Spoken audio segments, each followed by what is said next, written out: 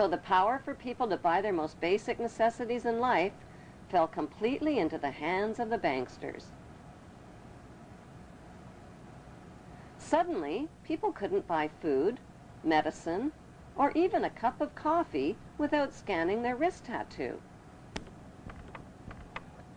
Eventually, people sobered up from their drunken spending sprees. What do you mean you got no money?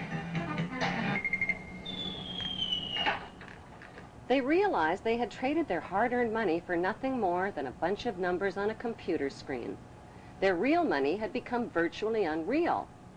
Not only did the banksters own all of the world's money, they now had the power to delete a person's lifetime of savings. But why would these friendly banksters do such an evil thing? To force people's cooperation. This futuristic scenario isn't as futuristic as it sounds.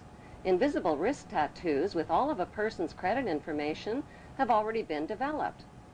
So what can you do to take back control over your money before the banksters phase out the world's money system?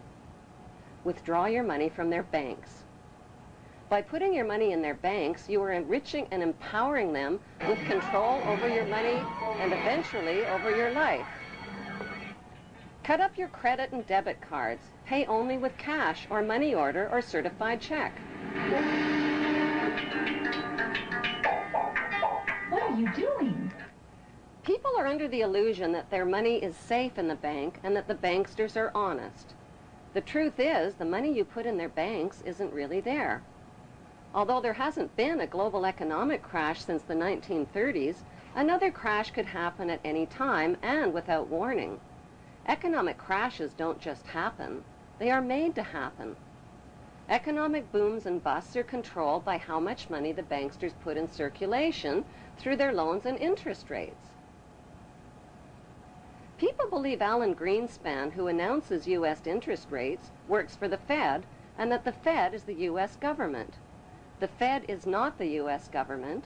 The Fed is the privately owned Federal Reserve banks, which are owned and controlled by the banksters.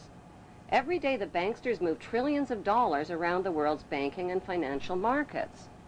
They decide if the markets go up or down, soar or crash.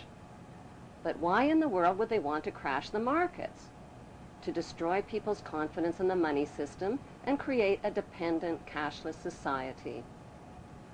According to the Zionist plan written by Adam Weishaupt and Albert Pike, the ruling families will bankrupt the middle class and repossess their private property.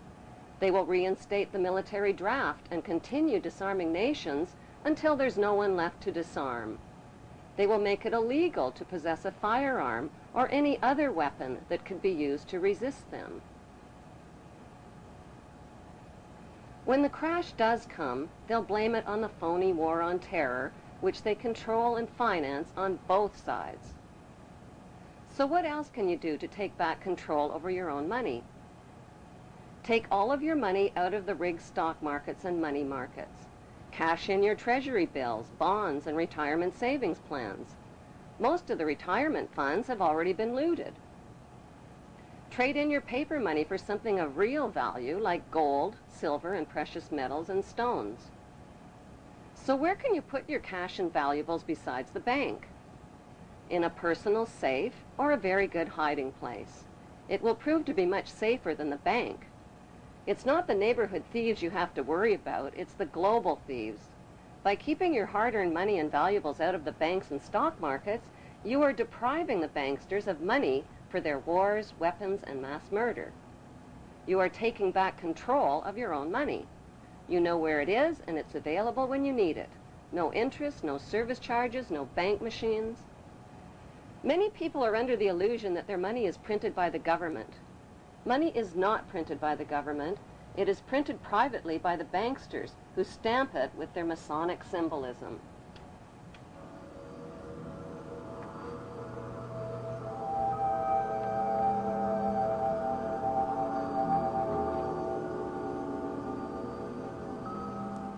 Some community groups are creating their own system of money and buying and selling services and goods from each other tax-free.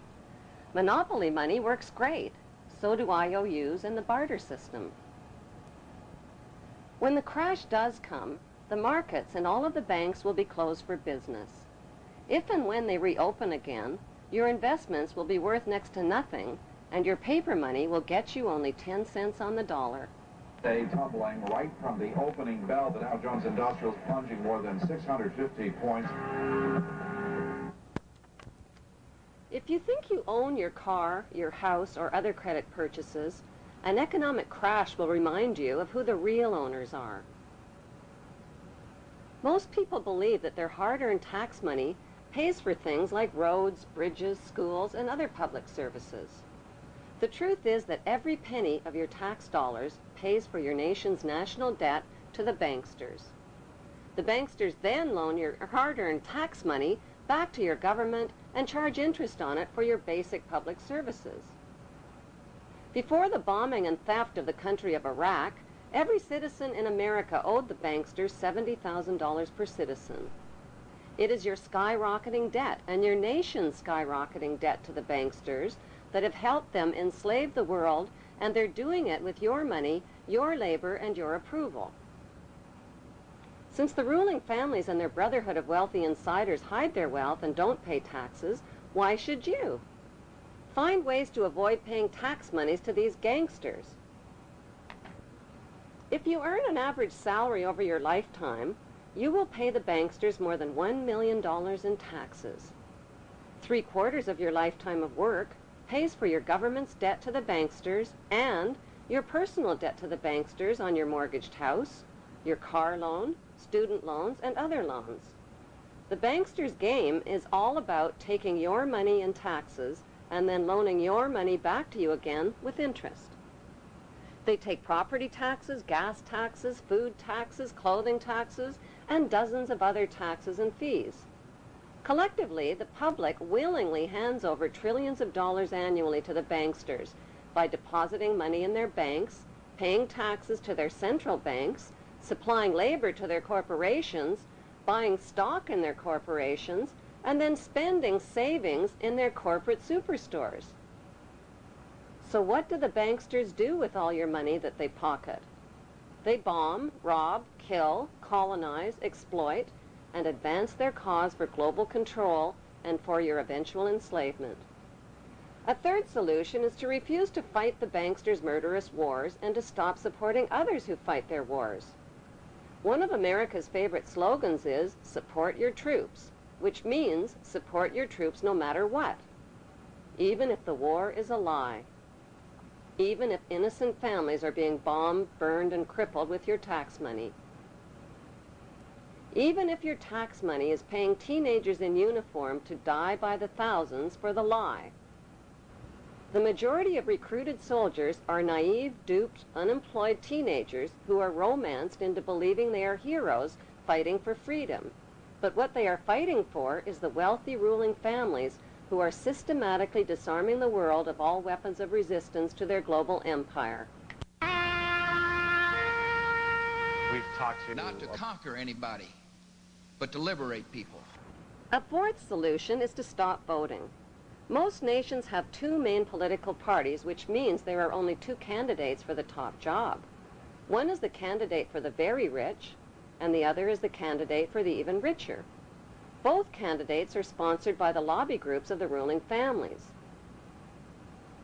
Many voters feel a need to vote for the lesser of two evils, but they are still voting for evil and supporting a corrupt electoral system.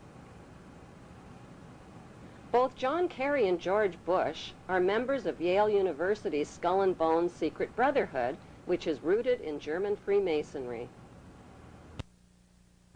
Not only are Bush and Kerry Skull and Bonesmen, they are also descendants of British royalty, the black nobility, and the Hebrew tribes of Israel. A fifth solution is to stop obeying laws designed to disempower you. The success of the ruling families depends on your obedience of their laws that they make and break, including the 10 Commandments. A sixth solution is to buy small and think big. Stop shopping at corporate superstores like Walmart or corporate grocery chains which are owned by the ruling families and their affiliates. Buy from small businesses and farmers markets.